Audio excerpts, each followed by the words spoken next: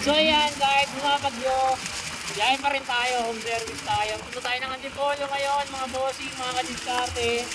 Diretso tayo ng Antipolo kasi may gagawin tayo doon ha. Toyota Avanza, tara, let's go! Medyo maulan lang kaya ingat sa lahat ng mga nag-gaya ngayon. Ingat, ingat, ingat. Good morning. Apo, kita niyo po siya. Dito tayo ngayon sa Antipolo. Medyo maambon lang ng konti pero sana wag nang lumakas yan. Ito. Gagawin natin Toyota Avanza. So umpisa na natin sa likod habang di pa ganun kalakas yung ulan. Ito, babaklasin nyo lang tong sidings na to. Okay, tara.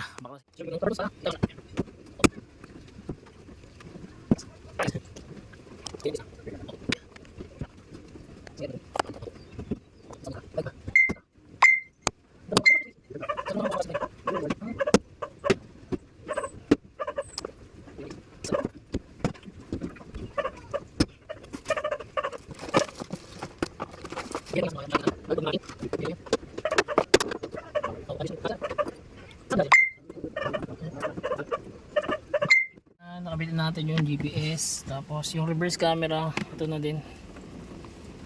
Yan, nailatag na natin. Tapos ito babaklasin na din. Nakakabit na rin natin yung pinaka dashcam. So yan, baklasin na lang natin.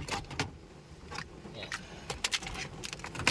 Tapos 4 screw lang din yan. Yan, para matanggal nyo to. Okay, tara baklasin na natin. Hindi lang yan, pero may trabaho tayo kaya trabaho muna tayo. So ito, home service tayo dito sa may Antipolo. Ito 9 inches 100 yung kinabit natin dito sa Toyota Avanza.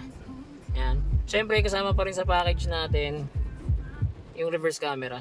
Ayan. Kita nyo naman, kahit maulan, malinaw pa rin yan. Ayan.